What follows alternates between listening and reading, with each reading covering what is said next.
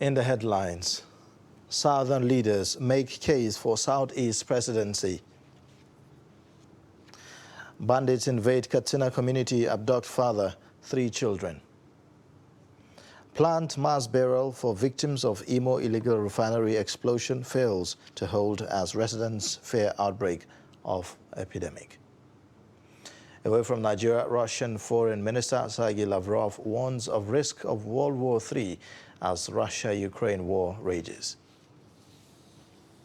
Hello and welcome to Trust News Update. I am Ayuba Ilya. Thank you for joining.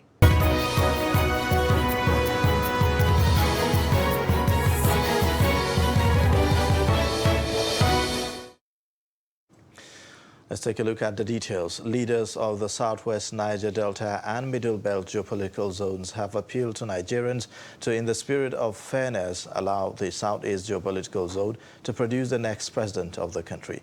They made the appeal on the sidelines of the Greater Nigeria Conference, which took place on Monday at the International Conference Center, Abuja. The conference is attempting to convince the 16 presidential aspirants of Southeast extraction to present a united front. Trust TV's Shafiu Suleiman was there. The political class of the Southeast extraction have been crying marginalization, especially in the polity.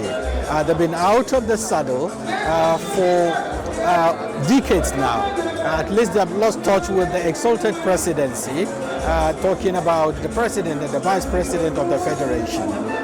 For over the years, they've been working hard to stage a comeback into the mainstream politics in Nigeria. One after the other, the leaders of Afenifere, Niger Delta and Middle Belt forums stress that it is imperative for political power to shift to the southeast to address perceived marginalization in the nation's leadership structure. We believe that it is clumsy and inelegant for the Southwest to seek the presidency at this time. Not after Obasanjo's 8 years as president and Osibanjo's 8 years as vice president. By design, the zoning and rotation policy is supposed to make it possible for each of Nigeria's 6 geopolitical zones to occupy the seat of president for 8 years over 48 years period. The problem is ourselves. Let us unite. And let the Yorubas and the Igbos know that they have a stake to talk together. Going down memory lane, leaders of the sociocultural groups identified what they call reasons behind the inability to have a greater, inclusive and prosperous Nigeria. One of the objectives of the forum is to bring together the various presidential hopefuls in the sub-region for the purpose of speaking with one voice irrespective of their political leanings. I have seen it all. For the peace and sanity of this country, I appeal to all in the name of Almighty God to make this concession to the Igbos, to present the president of Nigeria. Critical challenges the region will be facing ahead of this election will be its ability to tame the violent agitation that has been plaguing the region, characterized by armed groups such as the indigenous peoples of Biafra, which has been proscribed by the federal government, and other armed groups. Again, the region will also have to consolidate its effort towards playing an inclusive politics where it will belong to the larger Nigerian project so as to have a fair share of its place in the larger Nigerian picture. Shafiu Suleiman, Trust TV News, Abuja. Members of Southwest Agenda for Asiwaju visited Daily Trust headquarters on Monday to seek support of the organization towards the 2023 general elections. According to them, the media plays a vital role in bridging the gap between the politicians and the people. The report. The group, which is led by its chairman and former Senator Dayo Adeyeye, commended Media Trust Limited for the successes it has recorded so far in carrying out its media operations. According to him, the visit is part of preparation ahead of 2023 general elections for Bola Ahmed Tinubu. And I want to commend you also for the additions you have made to your products. You now have a television and also a radio station. Yes, sir. We are canvassing for Asiwaju Bola Ahmed Tinubu. In another 1 month or so, the primaries will be decided. We are hopeful and optimistic that he will win the primaries. And then we enter into a new phase, which is now general election campaign. At this time, we are working for that one already. That's why we are here. Dayo Adeyeye also said he's optimistic about Bola Ahmed Tinubu in the polls as more people continue to rally around him. When I say 14 million votes, I say it with all sense of responsibility, without any fear of contradiction at all going forward. He will command at least 14 million votes today in the Southwest. And that is conservative estimation. The general manager of Trust TV and deputy editor of Daily Trust newspaper thanked the group for paying the visit, assuring them of getting the right information to its readers and viewers as the polls draw closer. We want to have a point of call, somebody we can reach out to say, we want to speak to somebody from your campaign, or we want to know what your campaign is doing, so that we'll be able to reflect those aspirations of your candidate in our coverage. We believe that the road to Aso Rock for Asiwaju Bola Ahmed Tinubu, but as well as for any other candidate, will pass through our audience. We have that platform, and we are here, and we will be happy to cooperate with you and work with you in getting stories to our readers and our audiences. The rise in cases of domestic violence in Nigeria have been attributed to the current economic climate in the country and unwholesome cultural practices.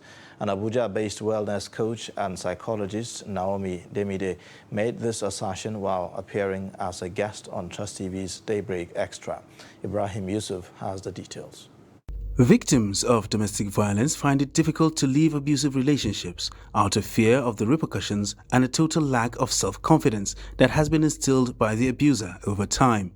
This psychologist believes cultural practices which make women totally subservient to men also make it difficult for victims to speak out. On the other hand, most victims prevent loved ones from getting involved because they genuinely believe they can turn things around and subsequently reform their abuser on their own without seeking outside help. The psychologist therefore advises persons to look out for potential red flags in their relationships so as to take action before it's too late. People talk about it more after the damage has been done because emotions are stirred up.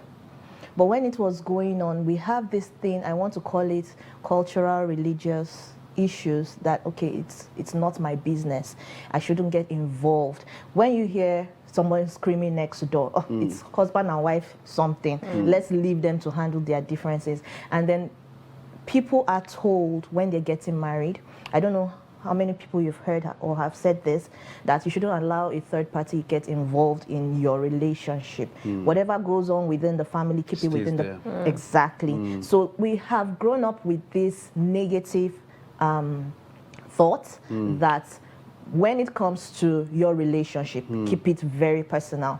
Don't let the next person know. Most perpetrators of domestic violence were most likely victims or witnesses of an abusive relationship during their formative years, and turn to violence in an attempt to exercise their own trauma. But that does not excuse domestic violence, and these Nigerians who spoke to Trust TV insist that it should not be condoned in any form. The needs of a woman is not easy in our country now because of the economic hardship. And most men don't have work to do, and at times you might come home, your wife will ask you for money because of the anger of you brought from outside, because you don't have money to provide for your home. And this can easily lead to domestic violence. When a man is really not contented with what he has in his house, definitely in that process he goes out to search for maybe, we like call it a greener pasture, and then going out, seeing other women and coming back to his house. Maybe in that process the wife start arguing or asking questions, where were you, and the rest of it. And instead of him explaining, definitely he knows what he has done is really wrong, actually. He will maybe from there pick up a fight. Violence in all its forms very often has long-lasting effects and can have an impact on a victim's well-being throughout the rest of his or her life. Ibrahim Yusuf, Trust TV News, Abuja. Over now to security matters. Bandits are said to have attacked Malumfashi community in Katsina State, where one Mansuru manager and his 3 children were kidnapped. Residents told Trust TV that the bandits stormed Ungwaramata area of the town at about 11:45 a.m., shooting sporadically before eventually abducting their victims. According to eyewitness, the bandits left the town at about 12:30 a.m. after forcing all the residents of the area to remain indoor instead of attending the usual tahajjud prayer during the last 10 days of Ramadan. Now, leader of Abacheke community of Ohaji, Egbema local government area of Imo State, Collins Ajie, has expressed bitterness over the explosion that claimed over 100 lives in the community.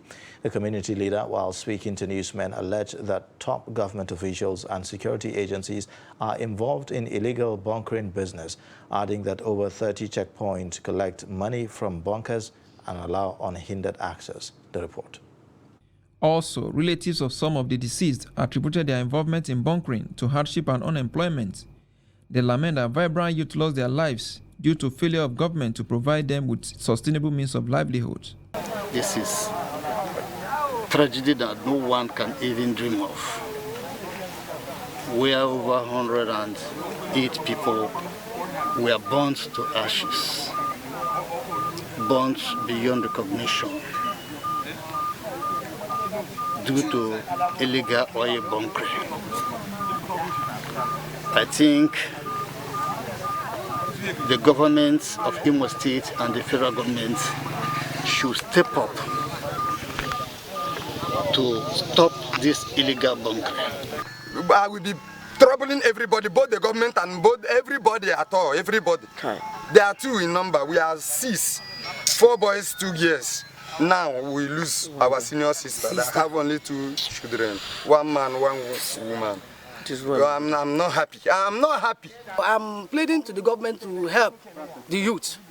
We are suffering, despite that not everybody should be in government, but there's a little thing that government should do for us that we will be benefiting from it. So, like youth now complaining, no job, no job. If government could not provide for us, I don't know who will provide for us. Responding to the development, in a telephone chat with one of our correspondents, the Commissioner for Petroleum in the state, Goodluck Ofia, said the anti-bunkering committee set up to checkmate the illegal activities of bunkers had been compromised and as such had been disbanded. He added that the state government is in synergy with the army to see how the situation will be curtailed.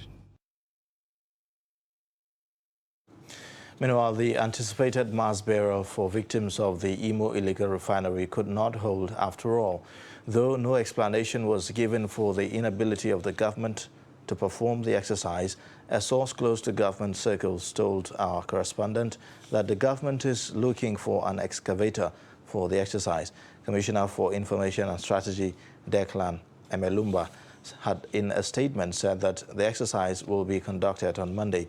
No fewer than 110 persons were killed at Abezi Forest in Abacheke, Bofride community in Ohaji, Egbema local government area of the state, when an illegal oil refinery suddenly went up in flame on Friday night. However, residents of the area have expressed fear over a possible outbreak of an epidemic as the stench coming from the area is becoming unbearable. A resident who identified himself as Kevin told our correspondent that there may be a mass exodus from the community if the bodies of the victims are not disposed immediately. You're watching Trust News Update. Coming up shortly. How Kano government is evacuating refuse. Details and more after the break. Join us again. This is Trust TV, documenting the Nigerian story.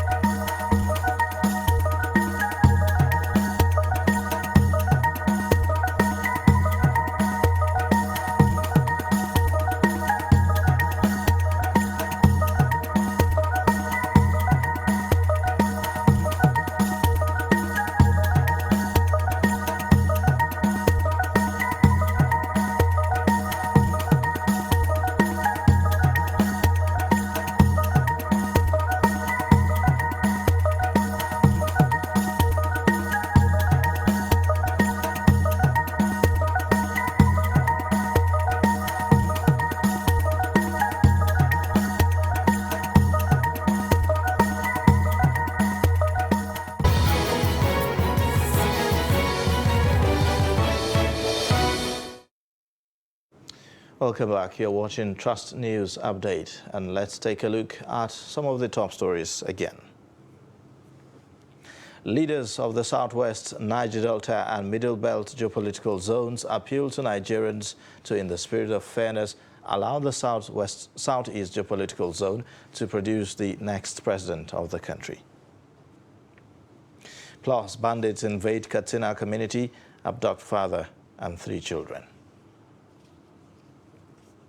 To other news, President Muhammadu Buhari has condoled with the family of former Minister of Youth, Sports and Culture, Alabo Tonye Graham Douglas, who died on April 25th. In a condolence message by his spokesman, Femi Adesina, in Abuja, Buhari sympathized with government and people of Rivers over the loss of the political stalwart, Democrat and administrator. The president noted that the historic roles Graham Douglas played in entrenching democratic rule and a liberal culture, joining well-meaning Nigerians and global leaders to stand and speak for justice and fairness. He lauded him for promoting grassroots development among his people. Late Graham Douglas served differently as Minister of Aviation, Minister of Labour and Productivity, and Minister of Tourism, leaving a legacy of distinguished service to the nation.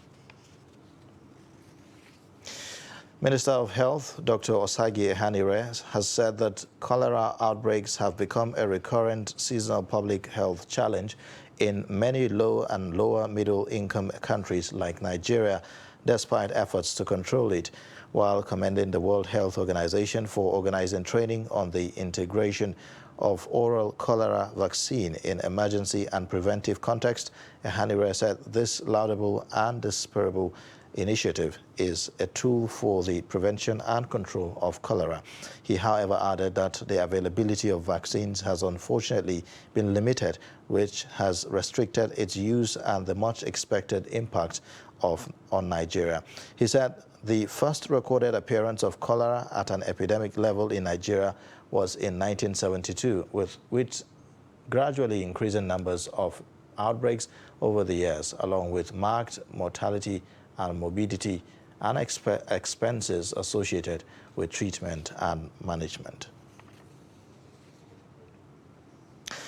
April 25th every year is commemorated as World Malaria Day to reorganize and recognize global efforts to control malaria. Globally, 3.3 billion people in 106 countries are at risk of malaria, which in 2012 caused an estimated 627,000 deaths, mostly among African children.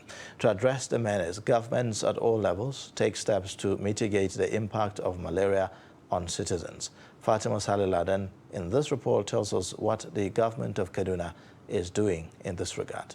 Take a look. This year's theme is Advance Equity, Build Resilience and Malaria. According to World Malaria Record 2020, 229 million cases of malaria were recorded globally, with an estimated 409,000 mortality, with mostly African children under the age of 5, accounting for about 67% of deaths as a result of the scourge. In Kaduna State, about 33% of children under the age of 5 account for a higher number of cases than the national average. For Kaduna State, according to the NDHS 2018, the prevalence of malaria in children under 5 is 33%. The national average is 23%. Hence the reason why malaria control and elimination ultimately has received so much attention, due to the fact that we lose so many young people, young children to this. Due to the alarming rate of the scourge in the state, the commissioner says malaria program has the highest budget. The malaria program has the highest budgetary approval in the state annual operational plan.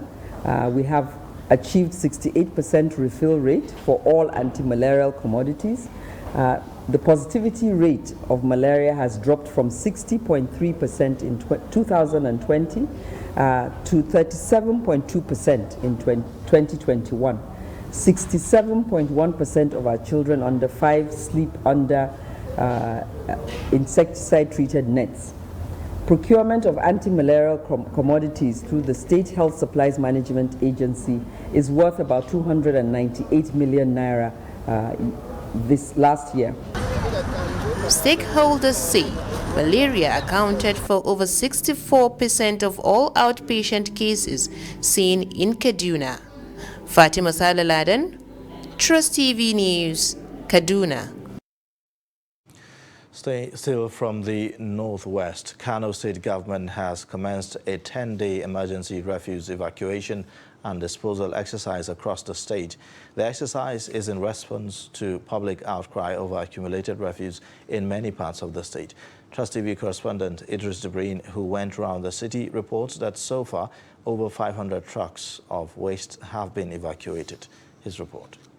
Cape Gate is a waste management company contracted by Kano State government to be carrying out routine environmental sanitation across the state. But for several weeks, this company could not operate at full capacity, which recently made a refuse dump to become a common sight in many parts of Kano metropolis, resulting to various inconveniences that are threatening the environment. This is terrible.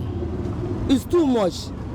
Even if they build this thing, you can say the better person for body. If you break a tire, now dust you go to blow. Even for house, we will not feel stay for house. If you see my house, that's why the big thing will enter inside the house. This dirty, at least they are fighting for coronavirus, but this is more than coronavirus. Every day you cannot breathe, you cannot eat. Even if I'm using first mask to pass here. Tagged Operation Keep Kano Clean. This 10 days exercise is part of the state government direct intervention toward refuse evacuation and disposal. We have mobilized resources, and we have also sought for corporate social responsibility from private organizations. So we have had a meeting with all the companies that are undertaking projects in Kano, private companies, and we requested them to support us in any way they can. The problem of indiscriminate refuse dump, non-payment of refuse evacuation fee by the residents are believed to be among the major factors threatening the productivity of Cape Gate Waste Management Company in Kano. On a daily basis, we evacuate an average of 50 trucks of waste from Kano. So that is approximately about 300 trucks evacuated over the last 6 days. I believe yesterday we evacuated, I think, about 70 trucks, and I believe today we are going to do more than that. Although the 10 days emergency intervention by the state government will reduce the amount of refuse dump in Kano, but the threat of environmental pollution may likely remain unabated unless prompt payment of refuse evacuation fees by the residents are accompanied by a properly government-implemented legislative policies. Idris Jubrin, Trust TV News, Kano. For the number of years Jibia International Border was closed, residents of Jibia said that they suffered economically. This is because most of the residents, especially businessmen and women, were deprived of their means of livelihood following the closure of the border since 2019 as they relied on the border for business. Respite, however, came their way as the federal government announced the reopening of the border. Abdullahi Amadi has more. People of Jibia, who are mostly traders, take advantage of their closeness to the international border to import and export goods and services to earn a living. Since the official closure of the border in 2019, people of the area have been groaning as their businesses suffered. The official reopening of the Jibia border by the federal government last Friday is therefore seen by most residents of Jibia as a new lease of life. We cannot even quantify the amount of joy in us over the recent development by opening the border. For the last couple of years that the border has been closed, we have suffered so much. So many people have lost their business. So many people have suffered. But now that the border has been reopened, I think it has raised our hope. Jibia residents are hopeful that the reopening of the border will rejuvenate the economy of the area and the country as a whole. They are also pledging their unflinching support to the authorities and promise to ensure a well-coordinated free flow of business from within and beyond. Since we received the news that the border is going to be reopened, we have been in good mood because we know the amount of suffering we have been passing through in GBA local government. But we hope with this reopening of border, things will get back normal. The border was closed at least 2 years back. We were suffering. In terms of economic sufferings. These activities stopped. But now, inshallah, we hope that things will come to order. A ceremonial reopening of the GBA International Border presented the opportunity for Controller Katsina Area Command of the Nigeria Customs Service, Dalhawada Chedi, to outline the rules governing the reopening of the border. It is not just about the reopening of the border. You people must cooperate because there are some do's and don'ts. There is need for cooperation and the people need to come together. You need to sensitize your people. And there are a lot of engagements that we are going to have with all the stakeholders. The controller has warned people of the area against acts that could jeopardize the process or lead to another shutdown of the border. The chairman of Jibia local government and the 2 district heads of Jibia and Dara indicated their support to all government policies and programs. Abdullahi Ismayamadi, Trust Television News, Katsina. Away from Nigeria, Russian Foreign Minister Sergei Lavrov says Western weapons sent to Ukraine will be a legitimate target for Russia's military. His statement comes as Russia's defense ministry claims its high-precision missiles destroyed 6 facilities powering railways used to deliver foreign weapons to Ukrainian forces in the eastern Donbas region. Meanwhile, European Commission President Ursula von der Leyen says Russia's aggression in Ukraine is a direct threat to Europe's security. The White House says the U.S. is considering imposing additional sanctions on Russia. UN Secretary General Antonio Guterres is set to meet Russian President Vladimir Putin in Moscow.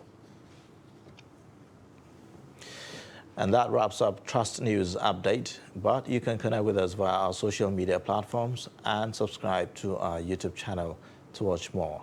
I am Ayuba Ilya. Thank you for watching.